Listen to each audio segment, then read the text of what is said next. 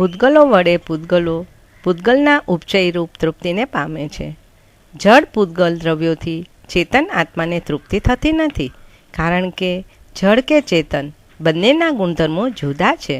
આત્મા તો આત્મગુણોથી તૃપ્તિ પામે, પરંતુ પૂતગલોની તૃપ્તિમાં આત્મા પૂતગલના ગુણ દોષોને જોઈ રાગ દ્વેષ કરીને ચારે ગતિમાં પરિભ્રમણ કરી ઘોર યાતના ભોગવી રહ્યો છે. જ્ઞાની પુરુષની જ્ઞાન દ્રષ્ટિ કેવી હોય?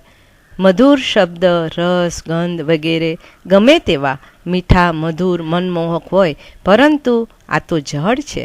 એના ઉપભોગથી મારા જ્ઞાન, દર્શન અને ચારિત્ર્યમય આત્માને તૃપ્તિ ન જ થઈ શકે. તેથી મારે તો મારા જ્ઞાનાદિ ગુણો વડે મારા આત્માને તૃપ્ત કરવાનો પુરુષાર્થ કરવાનો.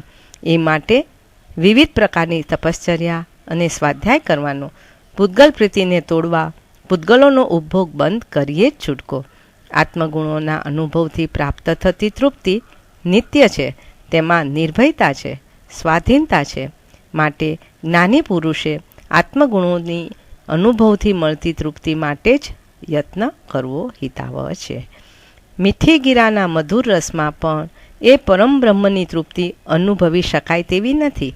એ તૃપ્તિ અગોચર છે, વચનાતીત છે, આંતરિક છે, મનના અનુભવથી પણ જુદી, પદરહિત. આત્માના સ્વરૂપને કોઈ પદ વચનથી કહી શકાય એમ નથી. એ આત્માના શુદ્ધ સ્વરૂપની તૃપ્તિને વર્ણવવા બૃહસ્પતિ કે કેવલ જ્ઞાની પણ સમર્થ નથી. એ તો અનુભવવાનો વિષય છે. જગતના સામાન્ય માણસો ઘી, દૂધ, દહીં, શાક, મિષ્ટાન્ન વગેરેથી ભરપૂર ભોજનમાં તૃપ્તિ અનુભવતા પણ પરમ બ્રહ્મની તૃપ્તિને અનુભવી તો શકતા નથી. એને જાણવા માટે પણ સમર્થ નથી. એને માટે તો કઠિન તપશ્ચર્યા કરવી પડે.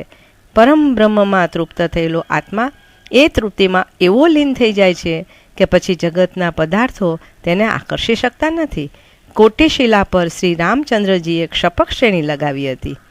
આત્માનંદ પૂર્ણાનંદની અગોચર મસ્તીમાં લીનતા જામી ગઈ હતી. તેમને 12મા દેવલોકના ઇન્દ્ર શીતેન્દ્ર અનુકૂળ ઉપસર્ગ વિચલિત કરવા વચનોથી, દિવ્ય સંગીતથી, રમણીય વસંતથી મહામુનિ શ્રી રામચંદ્રજીને કરી શક્યા નહીં. થોડીક ક્ષણોમાં શ્રી રામચંદ્રજીને કેવળ જ્ઞાનની પ્રાપ્તિ થઈ જાય છે અને શીતેન્દ્ર તેમની માફી માગીને પાછા જાય છે. આમ ગમે તેટલા પૂતગલોનો પરિભોગ કરીએ, અતૃપ્તિની આગ સળગતી જ રહેવાની.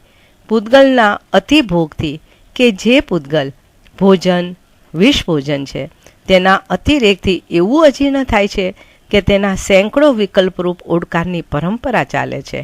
કંડરીક મુનિ રાજભોજન પેટ ભરાઈને ખાધું, સ્પૃહા વધી ગઈ, વિષ ભોજનનું અજીર્ણ થયું, ભયંકર હિંસક વિચારોના ઓડકાર આવવા લાગ્યા. એ વિષ ભોજને તેમના પ્રાણ લીધા અને 7મી નારકીએ જઈને પટકાવ્યા.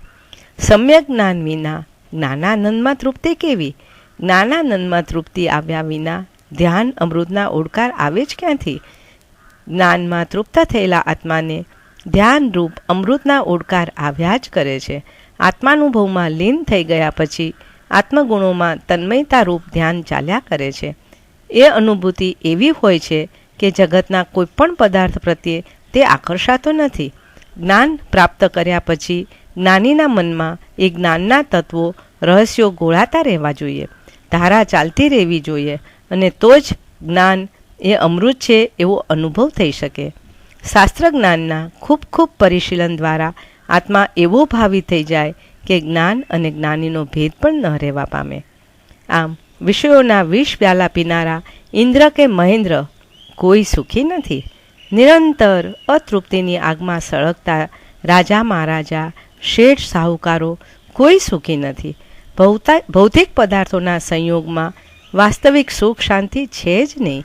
જે વિષય તૃષ્ણાને પોષવા તમારે કમાવવું પડે છે, એ વિષય તૃષ્ણા મુનિ કે ભિક્ષુને નથી. માટે તે જ લોકમાં સુખી છે, જેના મન, વચન અને કાયામાં વિકારનું વિષ નષ્ટ થઈ ચૂક્યું છે, પદ પૂતગલની આશાઓનો ત્યાગ કરી દીધો છે. એવા મહાત્માઓને અહીં જ મોક્ષ છે. તેઓ શબ્દાદી વિષયોના ઉપભોગનું દારૂણ પરિણામ વિચારી તેની અનિત્યતા અને દુઃખદાયિતા સમજી સંસારના રાગ દ્વેષમય ભયંકર દુઃખોનો ખ્યાલ કરી પોતાના શરીર પર રાગ કરતા નથી, શત્રુ પર રોષ કરતા નથી, રોગોથી વ્યથિત થતા નથી, વૃદ્ધાવસ્થાથી અકળાતા નથી, તેમજ મૃત્યુથી ડરતા પણ નથી. એવા આવા મહાત્મા નિત્ય સુખી છે. આમ જ્ઞાનતૃપ્ત અને નિરંજન મહાત્મા જ સુખી છે. મહાસુખી બનવા માટે આ જ્ઞાનતૃપ્ત અને નિરંજન આ બે શરતો અનિવાર્ય છે.